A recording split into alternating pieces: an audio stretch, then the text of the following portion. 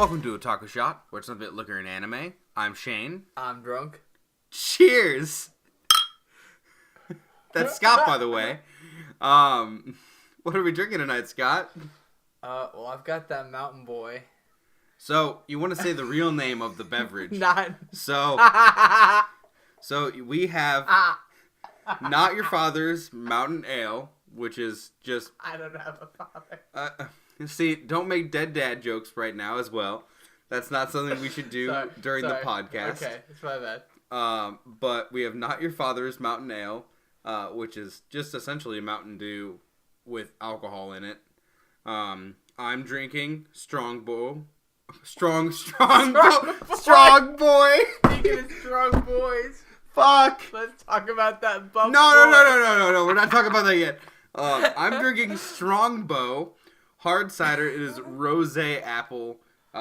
Prior to this, we were drinking Blackheart spiced rum. It was cheaper than Captain. Yeah, that's the whole point. We got it.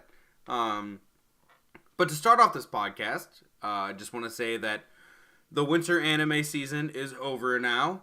So now we move on to spring anime. And it's so good to watch those good shows after what I feel like was just like a season of... okay season? Yeah. Yeah.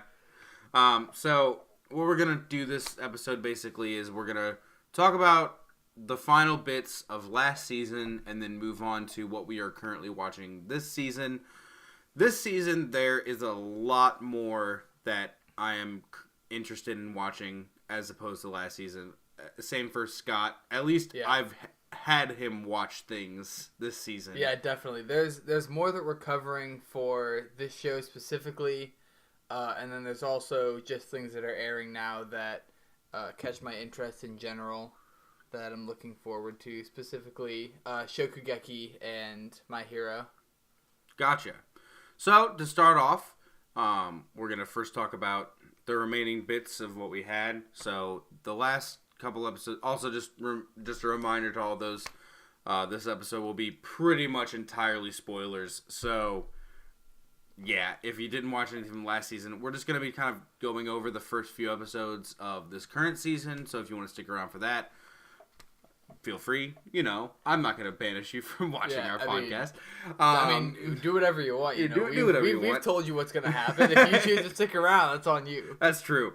So to start off, so we watched last season, Citrus, Pop Team Epic, Darling and the Franxx. Darling is still going on, so we're going to talk about that with our spring anime. But to kick it off, let's do Citrus. I was so disappointed in everything. Yeah, I was disappointed. I mean, it just didn't live up to what you thought. To what I thought. I mean, we talked about this a little bit. How this is my first really like shoujo anime. Did I say that right? Yeah, you did. That I have really watched. So I kind of went into it with different expectations of what it was gonna be, but it was almost just like a problem of the week. Yeah. Which apparently is how it goes. Like, that's what you said to me in the beginning when I was like... That's how shoujo goes. Yeah, you were just like, that's the thing of it. So, I don't know. It's made me kind of wary to get, too invested in that genre. Again, not that I won't totally explore it or anything, just that I know how it is now, and I'm not a huge fan of just, repetitive... I'll say this, though. Citrus is a bad anime to get into in the shoujo genre. So, I personally love, romance shoujo animes. I've watched so many of them. Romance is, one of my favorite genres.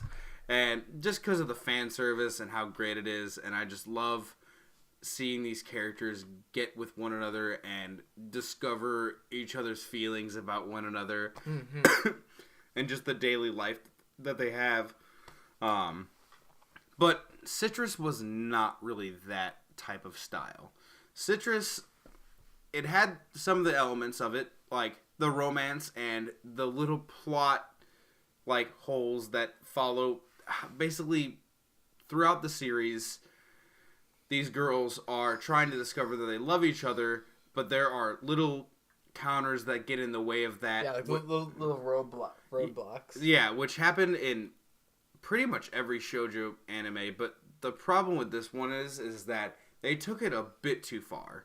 So you had them, first of all, the opening, like the OP itself contains them kissing and stuff like that. It's like it's the point of the show. You know how it's gonna go. Yeah, so like the first few episodes, I thought it was going to go in that direction, and I thought it was going to be quite early that they discovered that they loved each other, but throughout the series we started to see more roadblocks that just kept getting in the way of that, and eventually just became very repetitive to me. Yeah, I agree. They kept adding characters that I feel like they wanted us to care about in some way, and I just did not have that. So, like, especially with the ending of the last episode, so what happened was they had the whole two-girl, like, they went on a trip to, I think, Kyoto, I think. Yeah, I don't remember where they went. I don't remember where they went, but they had a school trip. Basically, there's, like, these two sisters that find, what is her name at this point? I don't even remember her name. Not Yuzu. May? Yeah, May. Basically, they find May at some point in time, and one of the girls falls in love at first sight and is like, oh, this is my destiny. And then when they go on the trip, Yuzu meets these two girls as well, and they're like, oh my god, we've known each other for 5 minutes. We're best friends. And I'm going to tell you everything about my love story. And like, just about all that shit going on in my life, you know? Like, fuck, like, that's pretty cool. Because there's no way we're going to turn out to be rivals. Yeah. Not at all. And then, like, you got to see these characters with zero development that showed for 2 episodes. And, like, suddenly they were like, oh my god, I was supposed to be so conflicted upon who should be with May and who should be with Yuzu. But it's like, fuck no, like, I wasn't expecting that at all. I was hoping that these bitches would just leave so that I could get to the main feast. God. Yes. I agree.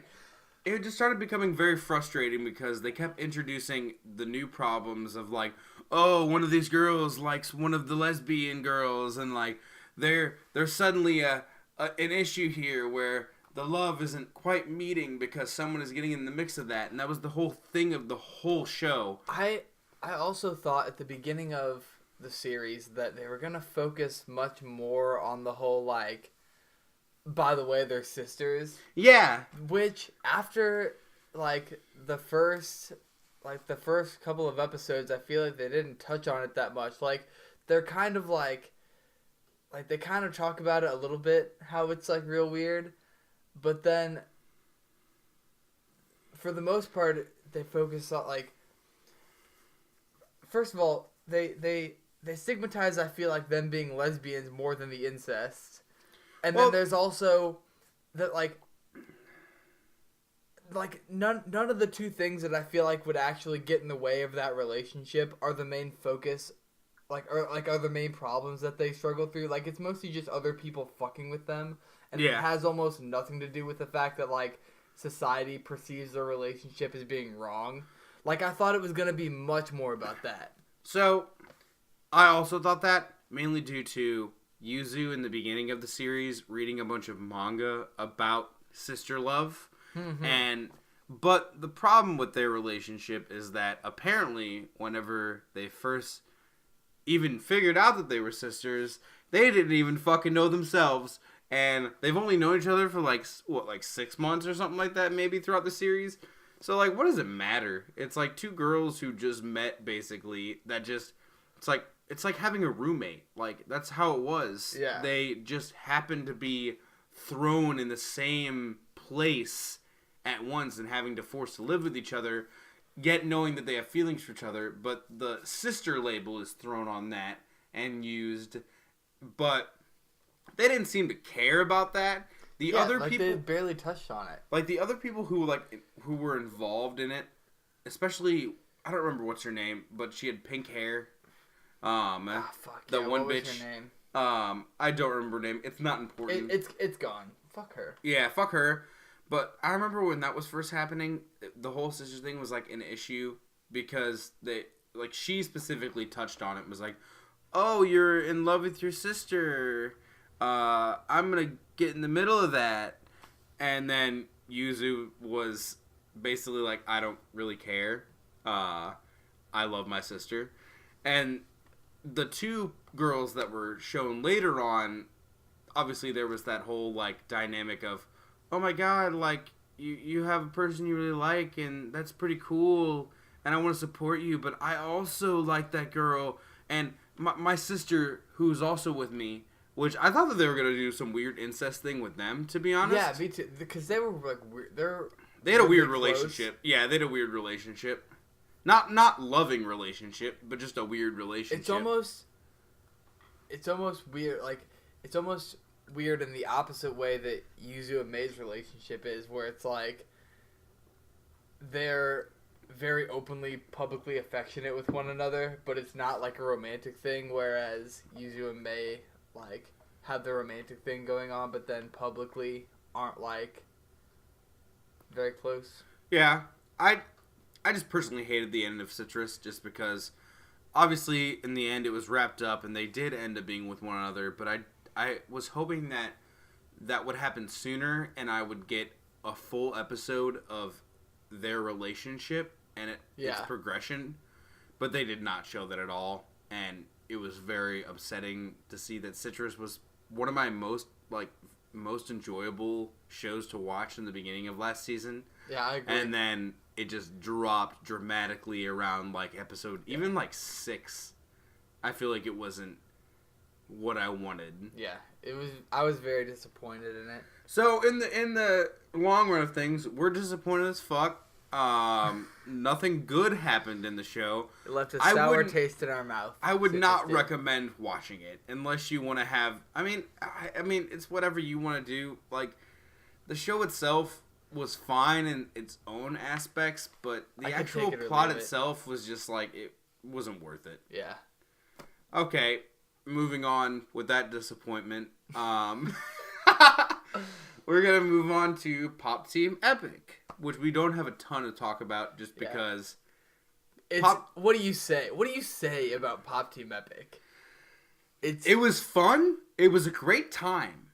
I'll say, yeah. It was one of the best things last season, in my opinion. I mean, they did they did some cool shit. Yeah, they did some really cool shit with Pop Team Epic. The way that they are constantly switching up like the animation styles and sometimes not even animating things. Like there was that whole bit where they just had a guy physically like flipping pages. Yeah, I know. That was so cool. Like, yeah. Like that was actually really neat. But I feel like there was a lot of stuff that, like a lot of the humor, I feel like I didn't really get because it's probably like there's a cultural disconnect there. Yeah.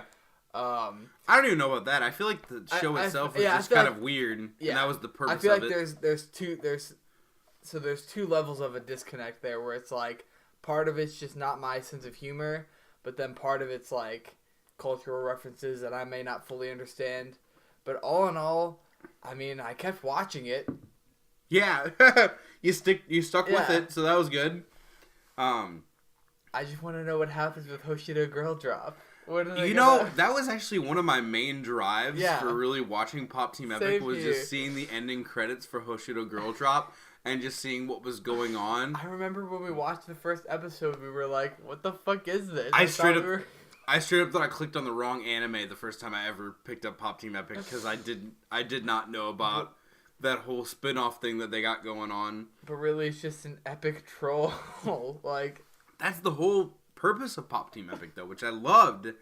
I really loved the ending where they had basically throughout the series, like not even really throughout the series, like one episode where they showed kind of like I guess what you would call it, the enemy of the show, and they showed this random group of like goblins. I guess that's what, I don't know what they were, and they were talking around the circle. And in the last episode, they, like, destroyed that facility in which these people were trying to, like, plot against them. And that was great, just because I don't even know why it's great. I don't know how to describe Pop Team Epic, just because is something I've not really watched before. I've never watched an anime that was sketch comedy, pretty much. Yeah, that's how same. it was. I'm used to obviously American sketch comedy, like stuff where it just kind of shows a little scene and then you move on.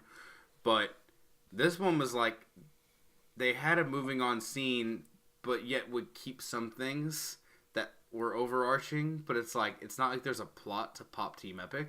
Yeah. So I can't really describe anything about that. It was a fun watch if you just want to have something to watch and not really like dive into with like, oh my god, this is going to be the best anime ever. Like, it's not going to be that. Yeah. But it was a fun ride. I'll tell you what. I had fun. Yeah, I always have a good time watching Pop Team Epic, even if a lot of that is derived from like, what the actual like, what are they doing? What is this? What is this? It's mainly the animation styles and just how they portrayed some scenes that I really liked. I really liked, this is one of the last episodes, which was the murder, the murder cabin? Yeah. That was so good. I think that their longer bits, I think, are the better, like, bits that they have. For sure, because you keep going and keep going and get more of the story to it. And I really liked that bit particularly just because it was like a horror film, just watching them getting picked off one by one. One thing that Pop Team Epic did that I was a big fan of is how they had to fill like the half-hour time slot essentially, and but the voices. Episodes weren't that long. Yeah, so they just did the same episode, but they would make subtle changes. Yeah, and I love like, that. Like the first change that you would notice is like the voice actors were different. Like sometimes they had, I'm blanking on their names. Popku and the other one. PB-Me? Yeah. Mm-hmm. They would have them voiced by like dudes, and then sometimes didn't they change the voice actors even between? There was some voice acting, so like for like the Bob, whatever it was called, like Bob Epic Team. Epic Team, they had different voices that stayed per episode. Then they had the two guys that did the episode one round. And then they had the two girls that did an episode one round. And sometimes it would even be just randomly changed to a different set of voice acting, I'm pretty sure. Yeah. Which the anime itself was just all over the place. Yeah, it's just. But it was the sheer absurdity of it, I feel like, is what made it good and what made it watchable, in my opinion. I would agree. Yeah, but that was pretty much it. It's a good watch. I would say if you want something funny, something kind of weird, watch Pop Team Epic. It's a meme. Yeah, that's all it is. It's one big meme. That's all. That's the purpose of it. So we're gonna finally move on to spring anime. Wait, since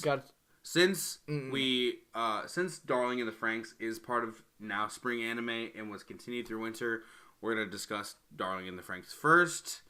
You said that at the beginning, and I already totally forgot. Yeah, Scott forgets the layout that I tell him in the beginning before the podcast.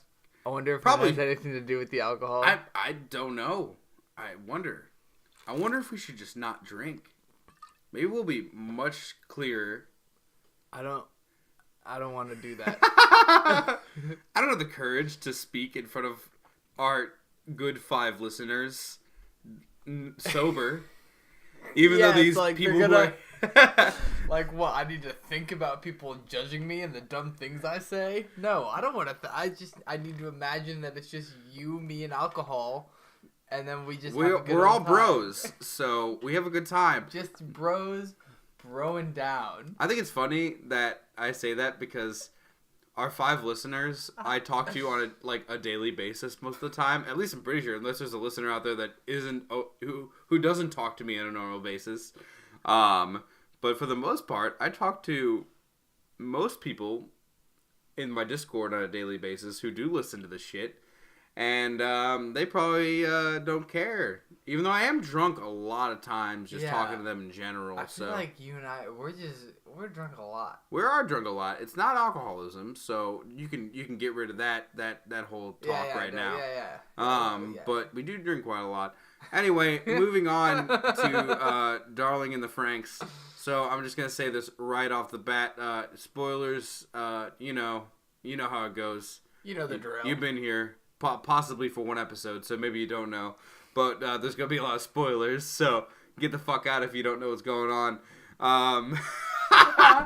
But Drawing in the Franxx, I want to say this first about the first episode, or about the last episode.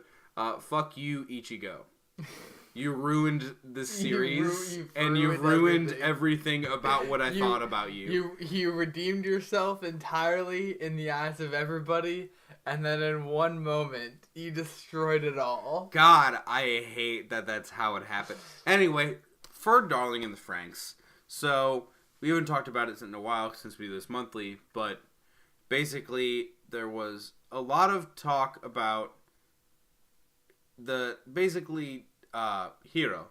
It was his memories that were altered somehow. He got his memories wiped. So you had the one guy, Mitsuru? Mm-hmm.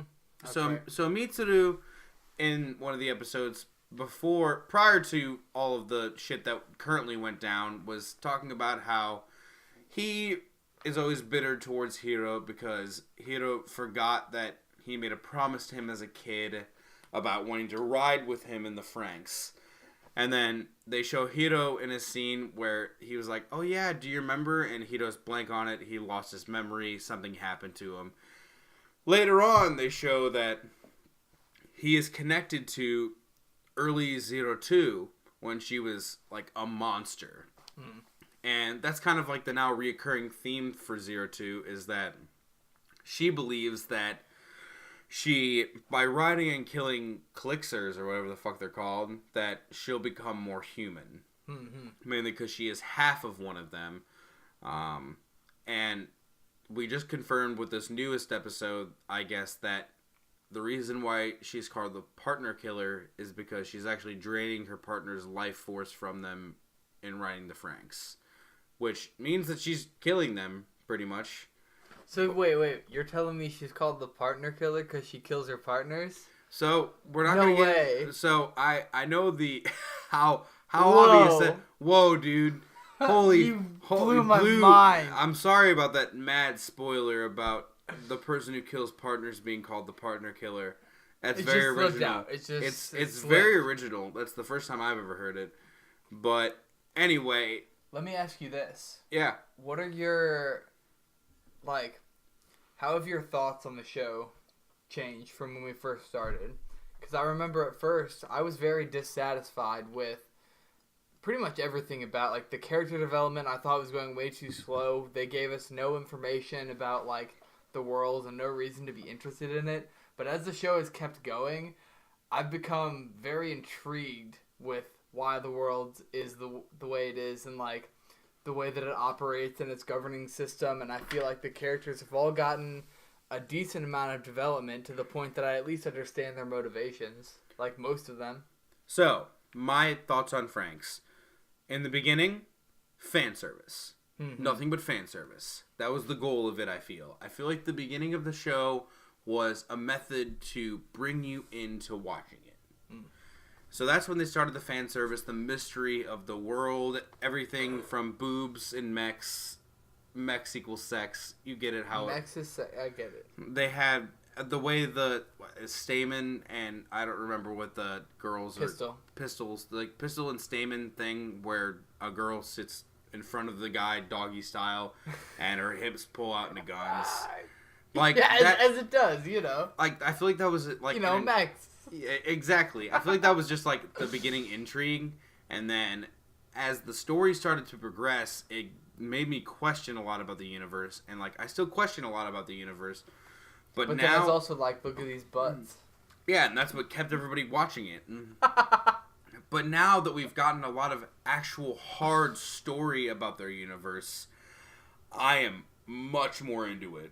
Because at this point in time, especially with the past 2 episodes, they've really dropped the amount of fan service that's come of it.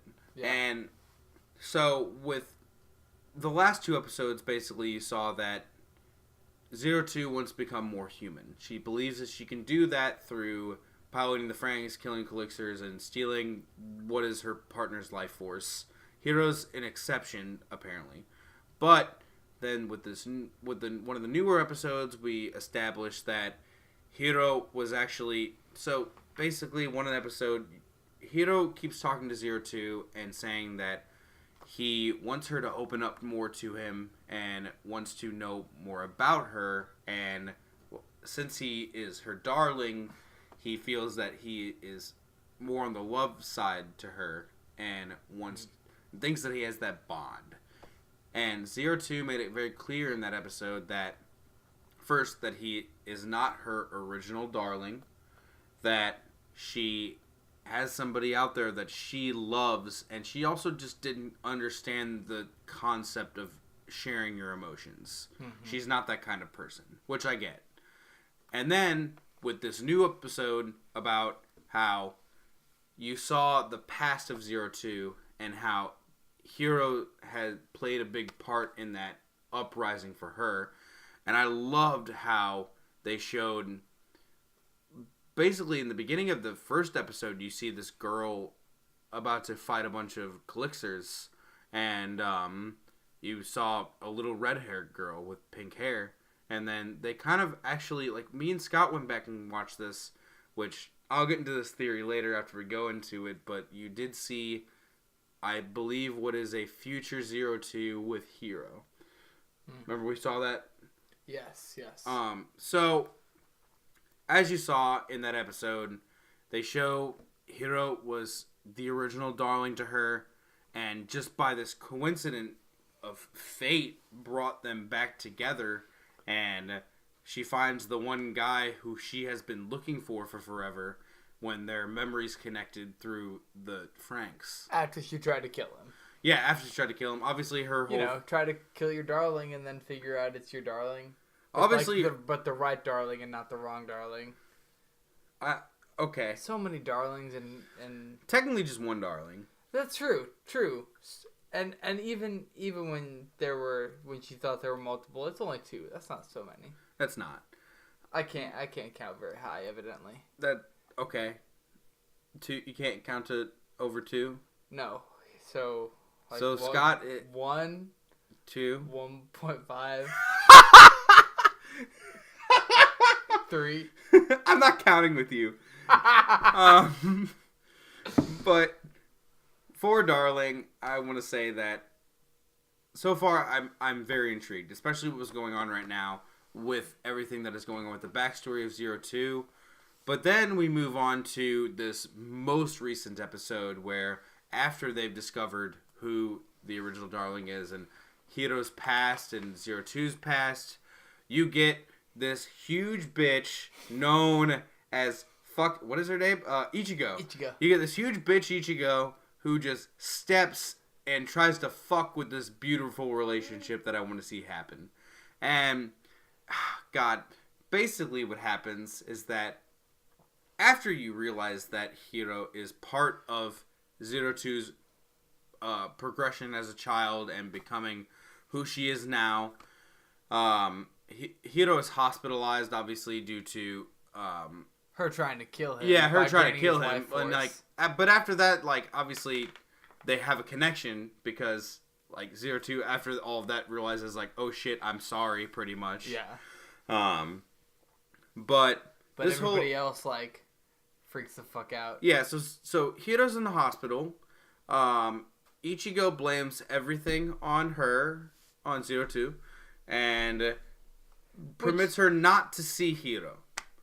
Which, to be fair, I feel like is normal person reasonable. So, you say that, but I feel like... So Ichigo... It's like she tried to kill him. Okay. They all heard her say that she was trying to kill him. So, my whole thing with Ichigo is, I get her reasoning behind it, but I feel like Ichigo, since she is their leader and she likes Hiro, I feel like a lot of her judgment is clouded by her feelings. Yeah, that's true. And I really hate that because... Obviously, 02 has her own issues. I get that. Obviously, though, she has realized now, after attempting to ride with Hiro for one time, that their fucking piloting together is not going to work, and 02 is clearly the only person who can pilot with Hiro. So, when she said she wanted to talk to him after all that, you should probably let her talk to him, because... Yeah, you should probably do that. Then all of them got on the side of, no... yeah, Ichigo's correct, and let's just not let those two talk to one another, even though they clearly had a ton of shit to talk about. And even, like, after all that, Hiro even woke up and talked to the guys who were there and said, yes, I want to talk to her. Like, obviously Hiro himself is a fucking big boy who's the same age as her and can make his own goddamn decisions. If he wants to talk to her, let him talk to her. You're not his mom. And then in the end, they just end up being like, okay, you guys can talk, but we're all going to be there. And yeah, it's like, why wouldn't you just do that from the beginning? Like, why? Like, you just ruined everything. Plus, I mean, I hate to say I am a little bit pissed at Hiro for breaking out of his room during all that. Obviously... It's like you should have just stayed there. 02 had her own issues. I understand that. But also, coming from her position where she thinks that humans view her as nothing more than a monster... Obviously, that's what she's going to become because you have nothing more thoughts about her. Like, her whole fucking team, who she's first thought she ever connected with, suddenly thinks that she's a monster. Of course she's going to be a little upset. Plus, they locked her in her room, and there, after all she wanted to do was speak to Hiro. Yeah. And Ichigo was like, no, you're not doing this. And then, to top the whole fucking icing on the cake after all of this discussion, they didn't even talk.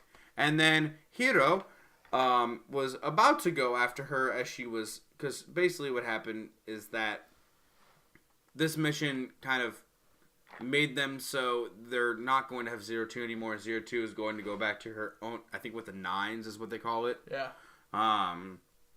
And not pilot with Hiro anymore. And before they went... While she was on her way, Hiro wanted to say something to her. Ichigo... stopped him, kissed him, said that she loved him, and then, first of all, fucked over Goro, who a few episodes ago was like, by the way, I love you, you don't need to say anything, because he is the best man ever. He's just the guy. He's just the greatest guy. And it's like this poor boy. My whole thing with this whole situation is that, so now you have 02 going back to her original crew that she was with. You have Ichigo telling her feelings to Hiro, who doesn't probably give a shit about it, to be honest. I'm sure he cares in some way, but I don't think he already said that he basically views her as a sister. They grew up with one another. That's how he views it.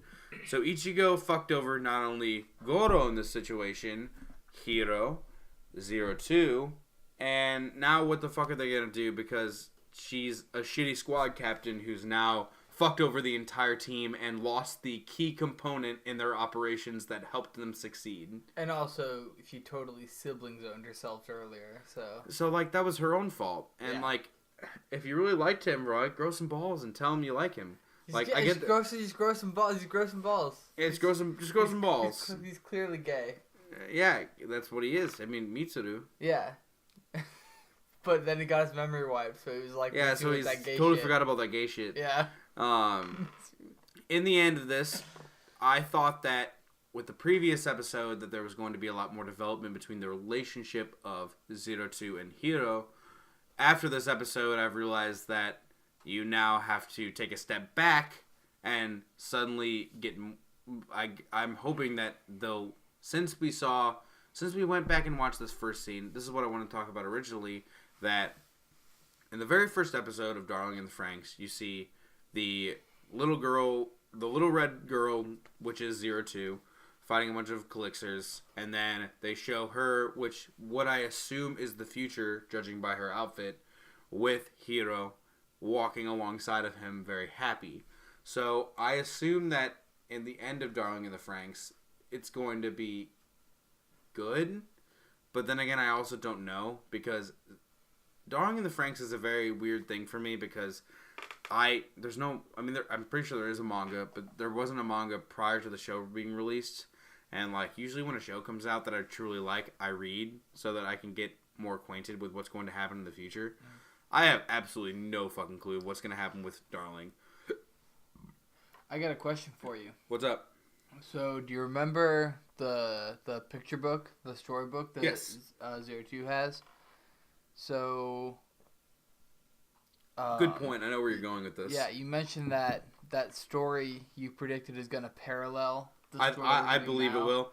I mean, I think it already has to a certain degree. I forget how that story actually ended. So the way it ended, which is what I believe the Darling and the Franxx is going to end, is that in the picture book, basically it shows like a girl who's like, this is kind of like a Beauty and the Beast scenario, and a little bit mixed with like Snow White, where you have a witch who's trying to fuck over them. I hope the witch is Ichigo. But anyway, so in the storybook, at one point in time, they show the full thing, and as they show Ichigo, not Ichigo, they show Hiro reading it as a kid, and he says that the storybook is actually kind of sad because the prince in the book actually gets killed by the princess. And I think that in the end of... What? Yeah, there was like a princess type scenario thing going on. Okay, I need to go over again what that story was. It was like a little girl. It was like kind of like a... I thought it was just the prince and the monster in that story. Well, yeah, but like she's probably... and then she was like... Once again, Beauty and the Beast, if you're thinking about it like there, like obviously neither one of them is a prince or a princess, but like that's the basic Disney franchise way to say it. See, I don't know if I'm remembering it right. I remember the story in the book being essentially like there's a monster who falls in love with the prince and asks the witch to make her into a human, and then she like goes into civilization, and then it's just a Little Mermaid for a little bit, and then eventually she like turns back into a monster and leaves, which is where we're at now if you think about it. Kind of, but they said that in the end of the series, at least in the book that they're reading for the picture book, the prince did die from the monster. Okay. The prince was killed by the monster. That's why he was like, the storybook is kind of sad, because I'm pretty sure it was either the monster killed him or he killed himself for the monster. Either way, I think Hiro is going to die. Probably. I think one character in Darling is going to die, and the most likely subject being Hiro. Yeah, I'd agree. I think that maybe possibly a couple of them. I'm hoping this isn't like, we talked about this before. You never watched it, but Guilty Crown.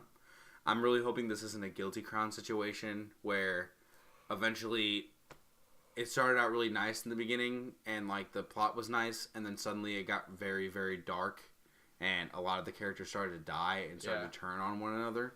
And I could see that happening with this. Mainly because we don't know anything about the universe. We know nothing about their squads. We know nothing about just how they feel about one another in certain aspects. Especially with that kid.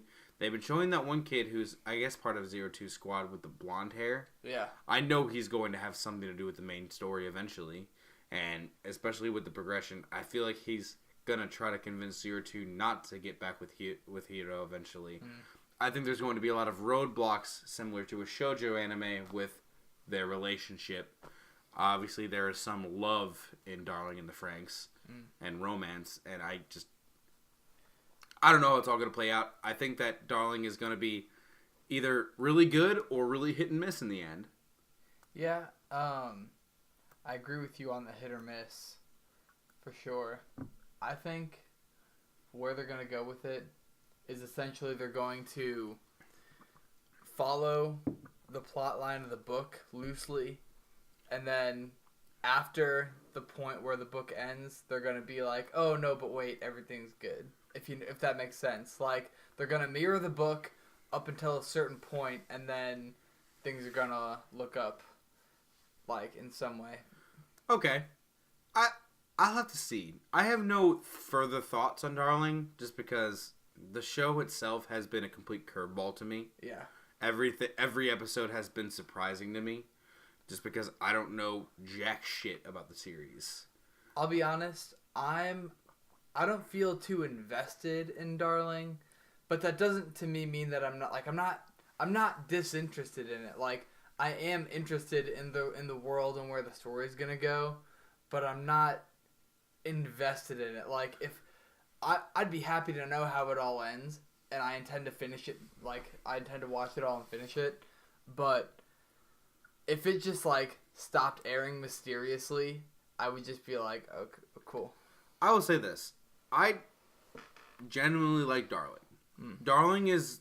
I actually look forward to watching Darling every week. It's good to me.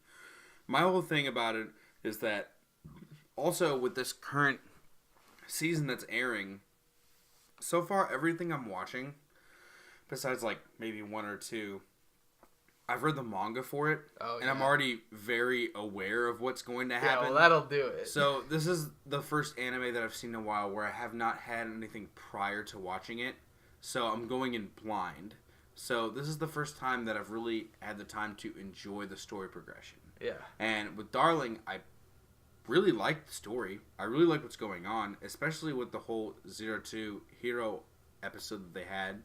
I think that brings a lot of stuff to the universe that I later want to enjoy.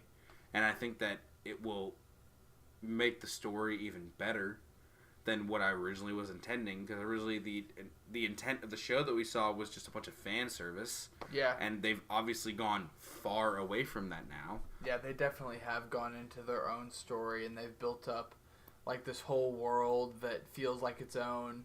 Yeah. I mean, they've definitely made something out of the opportunity that they've had with this show. I mean, but like out of all the like we'll get into what we're watching, but I'm pretty sure I'm only watching one thing that I don't know what's going to happen. Moving on though, Darling, in my opinion, is good, but fuck you, Ichigo. That's all I have to say. You went from number 2 best girl to last, dead fucking last. You're behind that girl who with the glasses.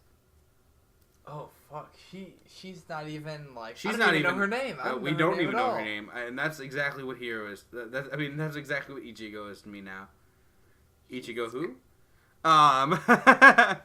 But anyway, moving on. So the first thing I really want to talk about, which I'm sure Scott probably knows what I'm going to talk about, but Persona 5. Okay. Persona 5 animation. I will say that... Wait, before I even begin this conversation, let's first take into what I am watching right now with Scott. So, currently this season, there's actually quite a lot this season. We're watching Persona 5, Tokyo Ghoul, the Sword Art Alternate Gun Gale, whatever it is. That's kind of like a whatever thing. I'm trying to think of what... Oh, Steins Gate Zero. Shokugeki. My Hero. That's all I can think of. Is that it? Yes, that is. Okay. That's 6 anime so far. And then after this episode, I didn't start it at first. Neither of us did, but I like the way it looks so far, and I want to give it a chance. But Megalobox. That's the one I told you about that looks similar to Cowboy Bebop. Yeah. At least style-wise. Yeah. I don't know about story-wise. Yeah, we'll have to watch it to determine. We'll talk about Megalobox next time we start watching it. That's one thing. But all these other things are pretty much continuations or things that I've already seen before. So, starting with Persona 5. Obviously, Persona 5 is a video game prior to this. Yeah, do you just want to go ahead and get all your thoughts out, and then I'll give my piece? Oh, I'm yeah. sure you have a lot to say. Oh, God, I just want to say so much. So, Persona 5, yeah. Scott's going to use the restroom. I'm going to rant for a while. Wow, have fun getting out of that chair, buddy. Guys, I'm sitting in this chair, and I'm so stuck. So Scott decided to sit in... I thought we weren't going to get into this, but it's happening. No, we're going to get into this, because it's funny to me, because I didn't actually think you were going to have to get up at any point in time. He has fallen over. No, I caught it. Okay, good, you caught yourself. So Scott is sitting in a chair that has arms on it. It's a rolling chair. And basically, he got into it like a cool guy and sat with the front. Yeah, real cool. But his legs are a little too thick to actually get out from where the arms are. And it's been very... Oh, he finally got out. Please sit normally next time. I will. Okay, alright. Anyway, on Persona 5, my main thing for it is that, God, it is just so good so far, in my opinion. I have played the game. I'm currently on my 3rd run of the game. The storyline in general is just a masterpiece. The anime is probably not going to be exactly the same, but I think it is promising. My main thing for Persona 5 is that even if you haven't played the game, definitely watch it. It's something that so far they've been very accurate, at least in my opinion with it. from what they can be. They've even done stuff that are similar to the game in style-wise. But I urge anybody who has not watched or has not played the game to at least watch it. So far, I think it's going to be very good and very accurate to the game. But the first 2 episodes have been pretty good. That's going to be 24 episodes in total, I believe. So they're going to have to kind of rush a little bit of things. They're obviously not going to include most characters, most confidants that are within the series, but I'm still excited to see the main cast itself. So far, in Persona 5, basically, for those who don't have that much of an idea of what Persona 5 is, in the Persona series in general, is that this is the rough summary I'll give to it. It's basically about a group of kids. This is how it is pretty much every game. A group of kids join together to fight the evil that is some type of supernatural force against society. They use something called a persona, which is a being that manifests from the heart that is like basically a It's a superhero. It's a superhero. It's a superhero ability. They can summon a basically a person who can fight for them. And so with Persona 5, the thing I love about it is that they've been doing a very good spot on accuracy of the game and really giving a lot of shout outs to the game. I will say though, so I heard this from a few people and this is very accurate to me, is that Persona 5 is not going to be obviously an anime of the year type situation. It is going to be an anime that is specifically made for the fans. The people who played the game, who went through all that experience and just want to see it animated. And that's personally okay to me. I love that. If you at least want to get like a little like the basic knowledge of what the story it is, watch the anime. Obviously not everybody has a PS4 to play Persona. But the ride itself is amazing. If they do everything at least pretty much story-wise, it'll be such a good watch. It obviously won't be anime of the year because they can't do everything at all. They can do everything, but my God, is that my favorite video game of all time.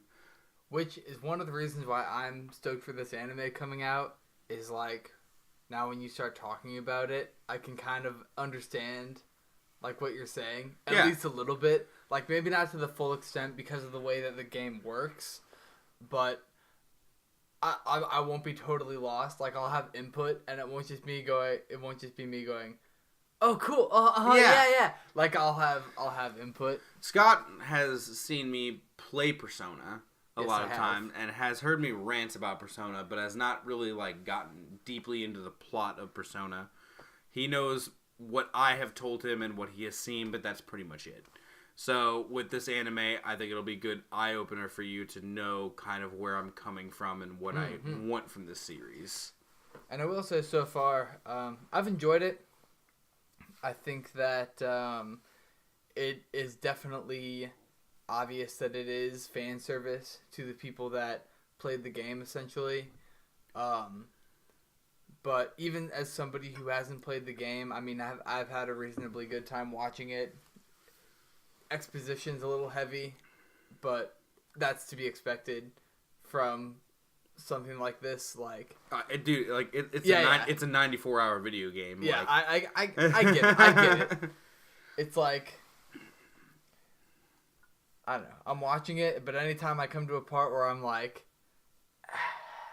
and then I'm like, oh, but I get it. So then it's fine. Plus, it's like that doesn't make any. I apologize. That was supposed to be an explanation. It was just bad words. So one thing I've noticed from people that I've talked to who have first started watching the Persona anime without any context of the series prior to that is that they're confused as hell. Mainly because I'll say this: I bought Persona 5, and I didn't even know what the plot of Persona games was. I knew everyone was playing Persona 5 at the time, and I loved the way it looked. And I bought it just thinking that obviously I'll play it and start to understand what it is, which I did. Yeah. But my God, if I did not expect a 94-hour dungeon grinder where you have to constantly plan out your days. The way Persona works in the game is that you essentially have a year of, like, you have a calendar, and you're going through you start in March, and you're going until March of next year. So you have an entire year, which every day matters. Time is a very important aspect in Persona, and I can't wait to see how they do certain things in the game, especially with how they portray characters and what they're going to do with the main character, particularly in the anime. He's called Amami Oren. In the manga, prior to this being released, he was known as being Akira Kurusu. I'm excited to see how they're going to make his personality. So far, we have not really gotten a lot of that. What we have seen, though, I think is a good reflection of where it's evident that this is based on a game. I mean, the character himself, like, says very little he does. About what's going on around him. But I did find it very, not interesting per se, but I was very happy to see there was a moment where one of the characters specifically mentions, like, when you're in, like, this metaverse, you act like a different person. Like, when you're in this persona, kind of, like, you act like a different person.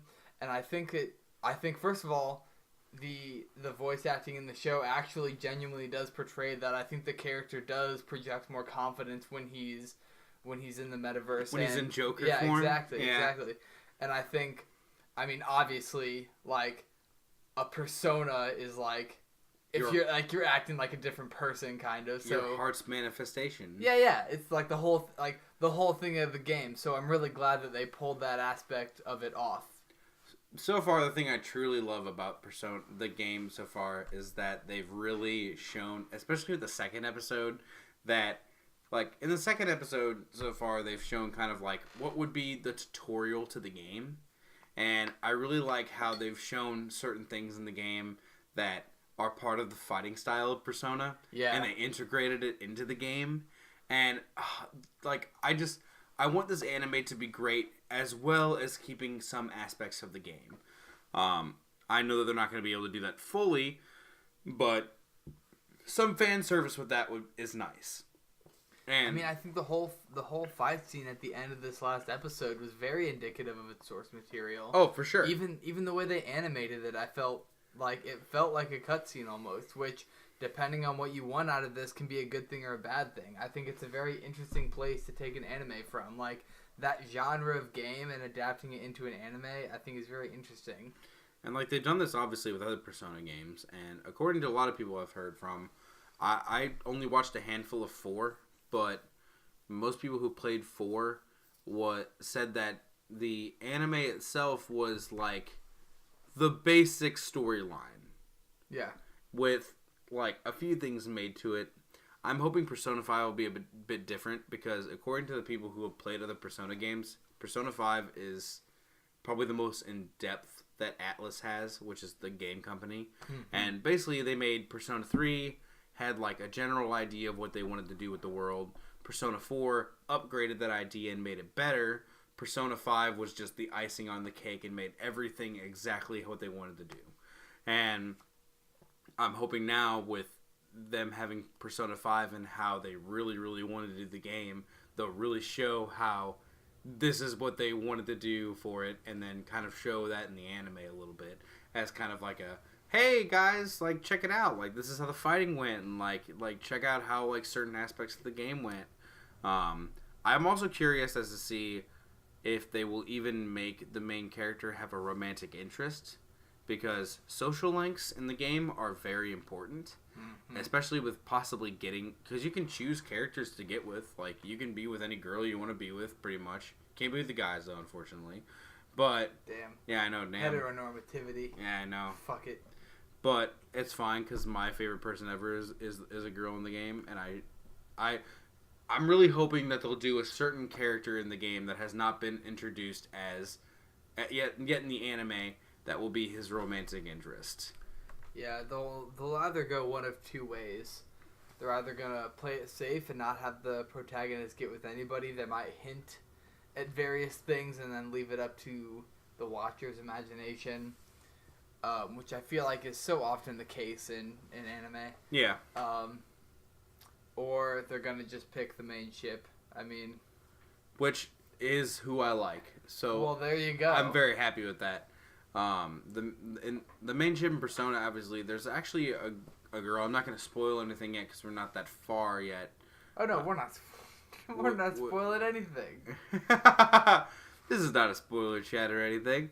But basically, there is a member of the Phantom Thieves, at least part of that, which I guess is kind of a spoiler. Not really. You know. I mean, if I could remember the character's name, I would have already yelled out what the spoiler is, but I couldn't remember. Basically, there's a character that, even in the game, I feel they made some romantic attachments to, even if you don't get with her. They kind of make it seem like this is the girl that, if they did make an anime and you were going to have a character that was set to be with her, to be with the protagonist, it would be her. Mm-hmm. And it makes a lot of sense. She's involved in a lot of cutscenes. She's involved in just a lot of like outside activity with the protagonist. And her story, when you do her route, essentially, which is her social link, feels correct, in my opinion. But that's just me. Obviously, everybody has their own waifu who they want them to be with. Yeah. But, like, that's the way Persona is. Everyone has their own version of digital love. So far, Is that a song? Maybe. Digital love? Probably. So far, though, I will say that I love the animation. It is so good. I encourage anybody who has not played the Persona games and who has played the Persona games. I'm sure everybody who's played the Persona games is fucking watching this. But if you haven't, give it a watch. It's fucking good shit. Probably my favorite thing this season, to be honest.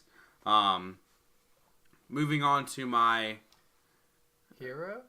My Hero Academia. Moving on to my hero. Moving on to my hero, which is Deku.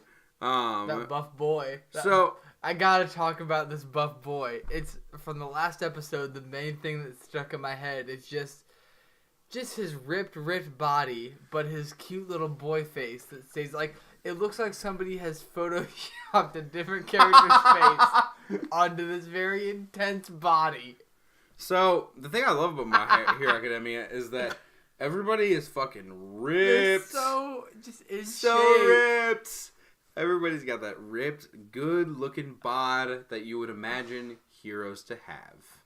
Which, like, yeah, that's true. They are heroes. Like, obviously, they gotta have that ripped bod. This is my hero. Yeah, exactly. And I love that about this. So I've read the manga past this point, at least in the series. I will say that this next coming arc right now, which is going to deal with the, like, training grounds in the forest... that's going to be... This is one of my favorite arcs of all time in the series. I'm excited to see what's animated. I don't have a ton of thoughts about it just because I already know what's going on. Meanwhile, I don't have any thoughts about it because I just started watching this season. Yeah. See, like, plus, like, the first episode was all filler. This episode was kind of just an introduction to what's going on. Yeah, pretty much. I'm interested to see. We'll talk about it more probably next time. My Hero is just, like... The thing I love about it right now is that they're really getting it out there. They're really pushing through and making a lot more episodes that are very accurate to the manga and not a whole lot of filler. And I love how the way the anime has been made has not dropped in quality in any way. Everybody is obsessed with Hero Academia, though. Like, I think it deserves all the praise that it gets. It does. In my opinion, and a lot of people have said this, that it's next gen, essentially how like next new shonen. Yeah. It's like the next new big shonen. Well. It's like the modern Naruto, essentially. Which is weird to think. Like, that kind of baffles me now that that's becoming like the big thing now. I don't know, I always think about, like, back to early 2000s and all these different shonen animes, and I'm also thinking, like, yeah, I guess this is new shonen, but, like, is Hero Academia going to be, like, 500-plus episodes?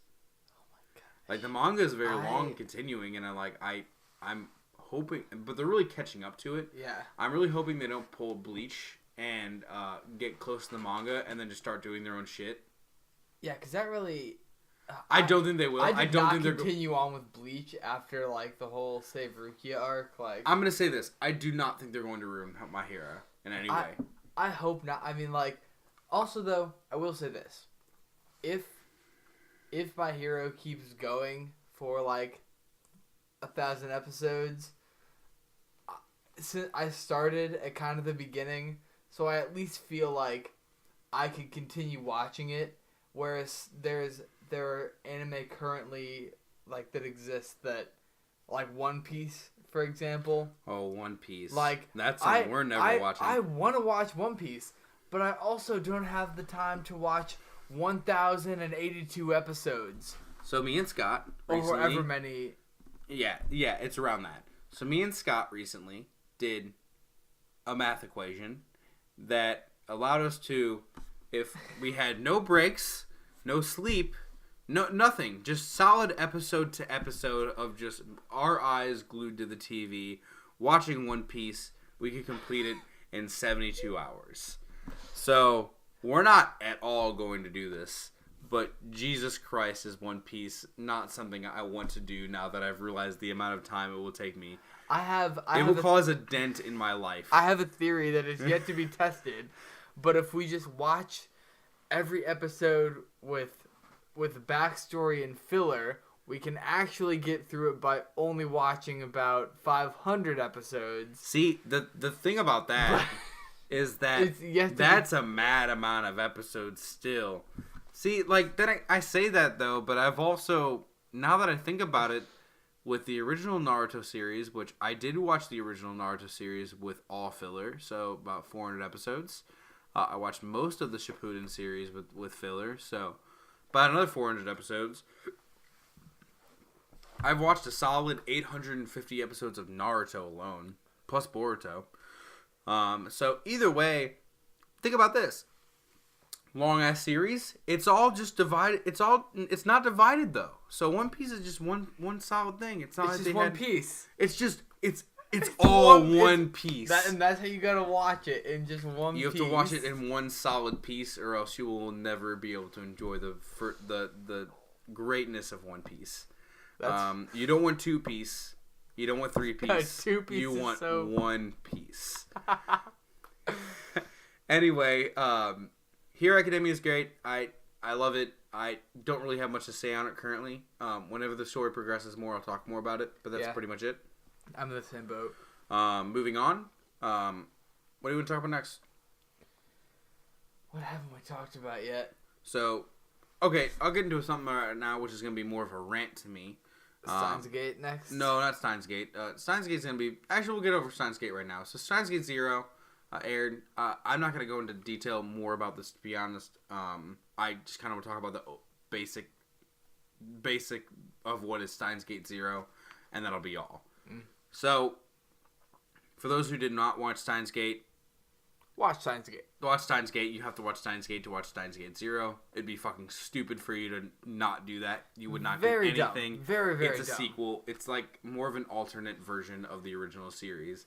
Basically, what they did is I'm not going to spoil this because this is the complete end of Steins Gate, but what they did is they did kind of a what-if series if this particular event didn't happen, and this is the following events that occur after they did not do this event of the series. Which is strange. So does that mean nothing that happens in this is going to be canon for their story? No, technically... Or is this canon but in a different world It's line? canon to them in what they call the beta arc, which is they have their... throughout the series, it's obviously time travel. They have different world lines, is what they call it, where basically an alternate reality is created whenever they time travel. The beta world line being the one world line where they just didn't do this particular thing... And the beta world line was able to continue on and on. You know, it's interesting how the whole thing of Steins Gate is time travel, but it's really just the multiverse theory. Yeah, kind of. Yeah. Plus now in this current season, they're going to be dealing with a lot more of AI technology, and that's kind of the thing of it. I actually played the game for the most part for Steins Gate 0. Is it just going to be anime Terminator? No. Okay. Not at all. So my thing is that I already played Steins Gate Zero. I didn't finish it. I played about halfway through. So I already have a decent amount of what the story is like. So far, the actual anime itself has been very accurate to the game. There have been minor changes, obviously, due to the fact that you're just sitting and looking at a screen and watching people pop up and say lines and then leave. Yeah. That's kind of the whole thing of it. But so far itself has been great. If you've watched Steins Gate, great. I think Steins Gate Zero is going to be promising to you just because it's more content. That's basically the only reasoning that Steins Gate was even created, was just to add more content that was there for the series, because the series itself was complete. And I like Steins Gate, and I kind of wish they would have left it alone, just because I feel like Steins Gate is already itself a masterpiece in its own way. If it ain't broke, don't fix it. That's what I'm saying. Yeah. If it's not broke, don't fix it. There's no point to. But I do like this idea of an alternate reality. Because I mean, it's a huge door that the series itself opens up, and the fact that they're exploring it, I think, is actually really neat. Like, they don't have to necessarily. Like, the story that we've been told is already complete, but within that story, it opens up so many other avenues for them to go down, and the fact that they're pursuing one, even if it is just for like more content and that sole purpose, I mean, it is interesting content that they can go into that I think is worth exploring. Oh, definitely. But that's really all I have to say. A lot of these things I'm going to talk about for this season, I don't have a lot to say yet, because it hasn't progressed any further. Move on to another thing that hasn't really progressed. We're watching the SAO Gun Gale alternate. I have nothing to say on that. We're not going to talk about it too much. We're just bringing it up because we both happen to be watching it. Yeah, it's fine. It is what it is. It's sword art. Yeah. That's really all I have to say. And also, it's the least interesting part of sword art, which was Gun Gale, in my opinion. Gun Gale was my least favorite arc in all of sword art. So I agree. I think that's where part of the intrigue of this series lies with me, actually, though, is that I feel like the concept of Gun Gale itself could be interesting. Yeah. But I wasn't very invested in, like, the whole arc that they did. I mean, I don't know. I'll have to see where they take it. I'm not expecting anything out of it. I understand. All right. Moving on to something I also really don't have a ton of stuff to say about, other than a little bit, is then I'll get into my rant and then we'll be over. But Shokugeki. So, the thing I love about Shokugeki is that they're really, really doing a great job at doing what the manga did and being very manga accurate. The only problem is that I don't ship Erina with Soma. I don't mind it. It's fine. I know it was going to happen from the beginning. But right now, that's become a main thing they're trying to establish, is that Erina has these feelings for Soma that she now knows is just... It's expected. Like, obviously, she's been, like, looking up to this man her entire life who gave her the purpose to keep going in the food corporation for fucking years, and that man just happens to be Soma's father. So, like, obviously she now has feelings for this guy who pretty much she had, in a way, some form of love to, and now she's like, oh shit, you're his son? Oh, I just love you. That's fucking great. Even though I hated you for seasons upon seasons. But, you know, but it's I mean, great. like, that's the trope, though, right? It's that like is the trope. Hard-ass girl, fucking... Tsundere. Yeah, exactly. Yeah. That's the thing of it. That's the word I'm looking for. That's definitely what she is. Oh, 100%. And I mean, that's how you know. That's how you know it's a thing. It's like... It's just the trope. The thing with Shokugeki is that, like, the story progression is great. I really like what's going on right now because they have kind of an overarching villain and kind of a plot now of what's going on with their actual school itself, which I thought in the beginning of the series was just going to be them doing random challenges that are within these, like, hard times at Toski. But now it's become much bigger than that. And now they're doing kind of a whole, like, rebels against the core central society that they have. Yeah. and them trying to overcome this, like, essentially what is, like, being in the, like, they're the outcasts. They're the ones who don't conform. And so you have all these conformists that are in their school now that are obeying the rules of their new leader in this, like, thought of his, like, gourmet cleanse. And which, I mean, I love, which is so, it's such which a I love dumb Shokugeki, thing. but there are some parts where I'm just like, oh, this is too intense for food. Like, Okay, but are the parts where you're like, this is too intense for food? Is it the parts where it's like he's talking about creating a new empire of gourmet cuisine, or is it the parts where people are literally forced to tell the truth about a dish because of how actually good it is? so those It's are like two, people can just lie. those are two great things. It's but like where they people don't have lie. their clothes ripped off. See, Shokugeki's great because their clothes get ripped off, and I realize that I'm watching like an this- ecchi. This food is so Anime. good that it ripped all my clothes off. I wish my food that I ate was so good that my clothes were torn off my body. See, that'd be great. And then I go to But then certain you'd be- restaurants and you'd I'd just be naked. so much. I wish that I had all these very hot girls with me that were eating food with me, and suddenly we were just blown away by whatever hot chef made this order. I love that it's hot. Yeah. Of course it They're is. all hot. What are you saying? Yeah, I know. That's why it's fucking hilarious. But the thing with Shokugeki is that it's great. I really like the progression. They're doing very good with the manga. Right now it's more serious because they're dealing with a lot more issues of the central organization that's going on. Soma is figuring out his own things of how he wants to be more like his father. Erina obviously wants to get away from her father. And that's where you have this relationship that's building right now. We'll talk obviously more about it once the story progresses, but right now this is kind of how Shokugeki is, where obviously they have elements in front of them that stop them from showing their full potential. They're either rigged or something, which has been happening since last season, where their competitions have been rigged since Central has been there. Somehow they're able to overcome that and save what is. Somehow they're able to stay basically not expelled from their school. Which, I will say, I really hope they do something to kind of change up that formula, because it is getting a little repetitive, I feel like, of like, here's this new reason why you're going to get expelled. Oh, you accomplished it in a way nobody expected? Cool. You're safe. Like, that is kind of a pattern that's a formed typical throughout the show. shonen pattern. It is very much a typical shonen And this pattern. is a Shonen Jump anime, which doesn't surprise me. It's very true. The thing about Shokugeki is that, I'll say this, at least right now, so you have the central arc, which is going on right now, which is with Erina's father and wanting to create this whole gourmet oasis, whatnot. I will say that this arc is, even right now, still going.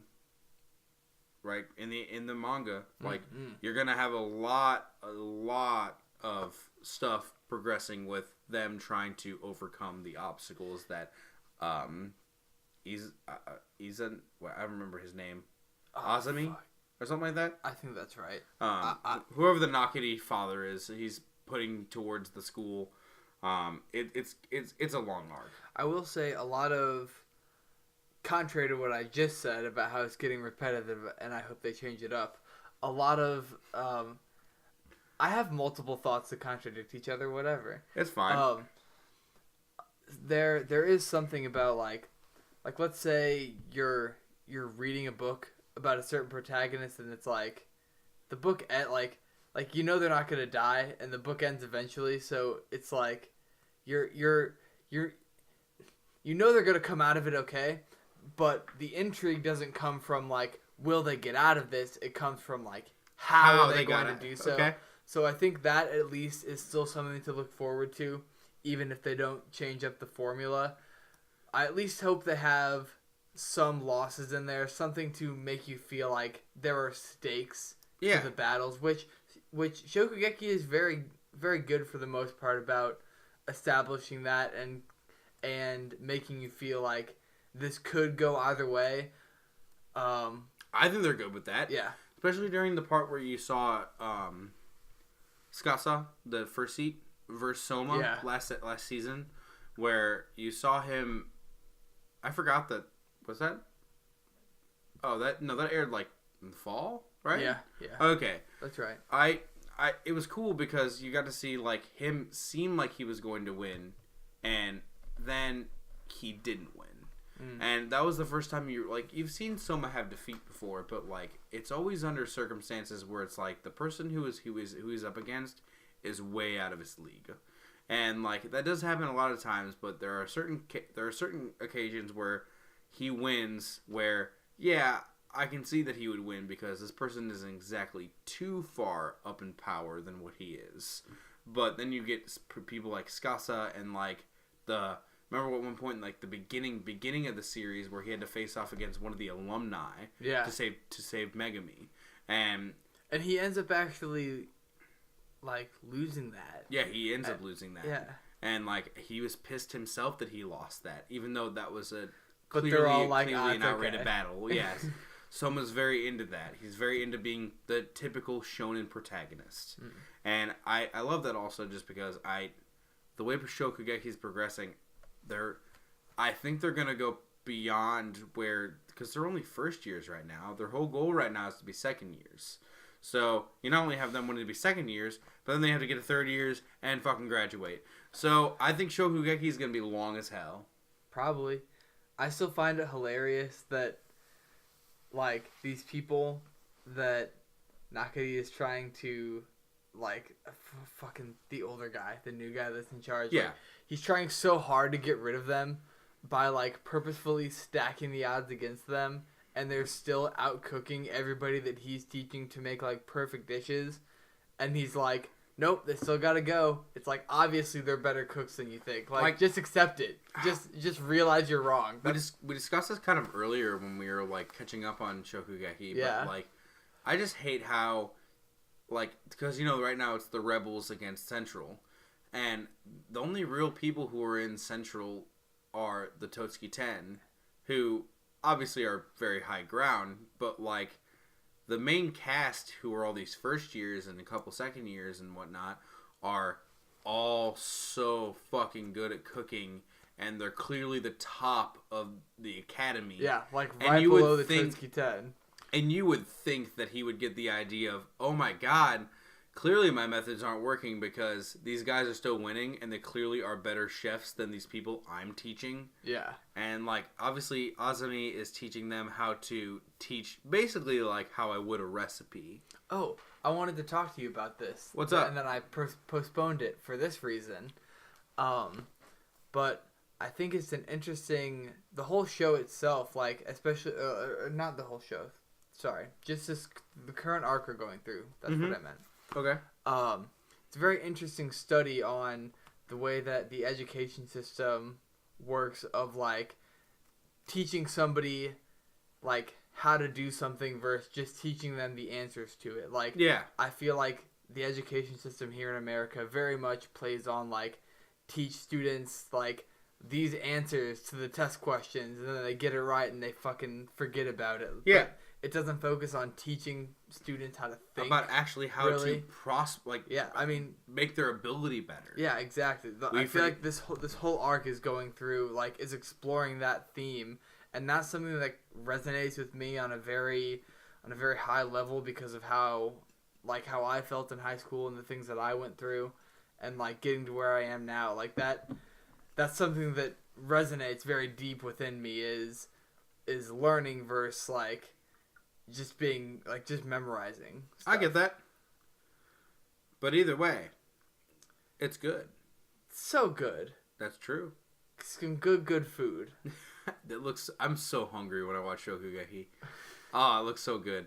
Anyway, moving on to my rant, and then we'll finally be concluding this podcast. But Tokyo Ghoul Re.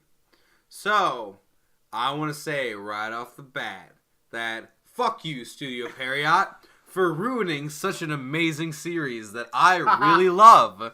Got him. You have destroyed single-handedly the plot, not only, and then tried to make your own plot, and then said, oh, I'm sorry, the plot we made that was our own thing, yeah, don't consider that canon. You need to read the manga now to know what's going on in Tokyo Ghoul Re.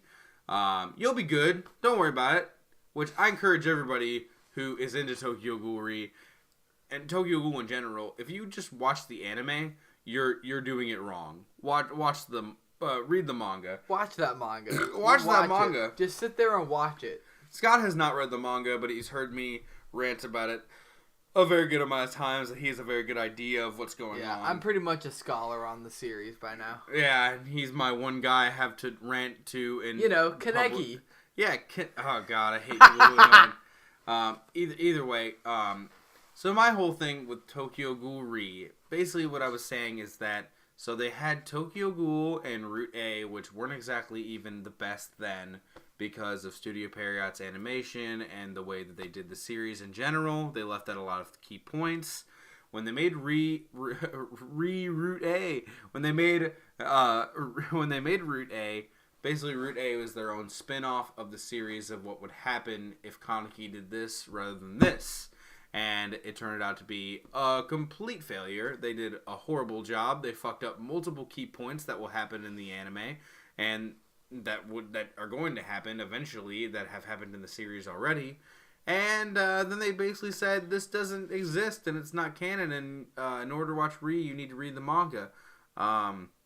Which I will say is that for Re itself, besides a couple things that they did in Route A, Re itself is something that you can just kind of start if you are aware of the original Tokyo Ghoul franchise. Because Re has its kind of own storyline. You'll be very confused in the beginning, and that's kind of how I've noticed a lot of people who have not actually read the series. But it's fine. They're very fast at what they're doing right now. It's very much sped the fuck up. Yeah, you mentioned that while we were watching it. And I hate that. They had one job to make Toka's hair pastel, like pastel blue, or whatever it is, and they made it dark purple. So thank you, Studio Pierrot, for fucking up the imagery that the scene has. They're doing great at being the worst company ever. Anyway, the thought of somebody at Pierrot being like, hey, I made the hair blue just like it's supposed to be. And then somebody being like, no, that's right. You can't make it right. Hey, so you like this series? Hey, how about we fuck it up? Let's just tear it up worse than Hide's face. So I got a pitch for you. I want to make a Batman series. We're gonna call it Robin. Batman doesn't exist. It's just Robin. It's Robin. It's just who. I love Robin and all. Who is going to watch that? It's just a red. It's just a man with very, very skeet shorts running over buildings. Some Spanx. Just Spanx. Just green Spanx and a red shirt and a cape. Here's a catch. His name is Dick. The audience will love that. I love that Dick. Sorry to get into Batman for a second, but that's my comparison, is that I feel like they decided that this was going to be a series that they wanted to take, and they got the go-ahead to just kind of do whatever the fuck they wanted with it. That's how you end up with ghost stories, when you just say do whatever. Oh my god, pretty much. That's how you end. That's literally how you end up with ghost stories. Like the Tokyo Ghoul series isn't exactly like I mean it is broken, but I wouldn't say it's like that bad. Obviously, it's got a huge following because those who don't read it have this idea that, oh my god, it's very, very good. But like those who know about animation and know about the actual plot of it know that it's really bad. They gave him 7 fingers in that one scene. They did give him 7 fingers. Oh my god. I saw it. But like, plus I just really hate how the voice acting itself feels like for the sub, they just feel like they don't want to be there. I feel like they're very done with the series itself. Yeah. Kaneki sounds a bit weird. It was also weird to just see some of the animation. I feel like a lot of the fighting scenes just look really bad. I feel like the series itself is just not playing out how I wanted it. They've already gotten rid of several key points that I really liked. Plus, like it's a seinen. I think that's what the genre of anime, what it's called, is where it's very dark and there's a lot of blood and gore. And they've just really gotten rid of that in the series. And I don't like that because that's what makes the series itself. Yeah. But like It'd be like Walking Dead, but instead they're just dead people on the ground, and it's like but they're not. They're not just walking. The dead. It's like it's not interesting. They're just dead. Just the dead. It's just Tokyo. It's just Tokyo. Hey, you want to watch a show about normal people in everyday Tokyo it's just that has no plot? They're people, and it's Tokyo. It's people, but they're hungry. So, Shokugeki. So here tonight we've all learned Tokyo Ghoul is in fact Shokugeki. Shokugeki no Ghoul. Shokugeki no Kaneki. But anyway, Tokyo Ghoul is obviously not the best. I have my own opinions of it, but that's mainly because I'm far of it. I mean, you might think it's much better than I do. I mean, they're doing fine in certain aspects. I liked the way they did the Toka and Kaneki scene that they did in the manga. There are parts of it that I didn't find very good. I feel like they're doing a really bad job at playing the whole Akira and Arima parenting thing to Heisei Sasaki. They're just not portraying them like how I believe they were in the manga. Then again, that's also due to translation issues with manga. Sometimes I read things differently than they actually are meant to be, and I get that. But the series so far is fine. It's also just like it was very sped up. There's only gonna be 13 episodes, and if I'm correct, by the end of this podcast, whenever the show is complete, I will be correct about what they're going to do at the ending of it. But that is pretty much all I have to say about this season. We're going to finally wrap this up here. Any thoughts, Scott? No. No? See, I thought I had something, but it's no. Alrighty then. Well, I've said everything that I need to say. I was done at Shokugeki no Ghoul. Alright, well that concludes this podcast. Make sure to... I don't really use our Twitter anymore. Make sure to possibly look at that Twitter. We made the Twitter, and then like nothing ever happened with it. I was like, whatever. I just kind of stopped doing that. Fuck this Twitter. We're on YouTube now. That's pretty much it. You can email us at otakushotglass@gmail.com. Send me asks so we can answer questions later in the future. At my Tumblr, my URL changes all the time. I'm now Nijima's Makoto, which is a Persona 5 blog at this point, pretty much. Send me ask there if you want. I am Persona trash all the way, so you'll be hearing a lot about that these coming episodes. Our song, our opening theme will actually change next episode. Should be a surprise. We're gonna get that new op going. It's fine. Is it op or is it OP? OP, whatever you want to call it. I always call it op. I always say OP. I feel like that sounds more right. What do you guys think? Let us know. Yeah, let us know in the comments. Let us know how much you hate us. Please do. I want some serious abuse. Like, no, I don't want that. Oh, okay. I thought we were on the if same you want page. to, go for it. Please send us questions, though. We are dying to get more things to answer for you guys as well. But make sure to listen again, where we record usually every middle of the month now. But yeah, have a good night, everybody, and we'll be back in a month. Peace.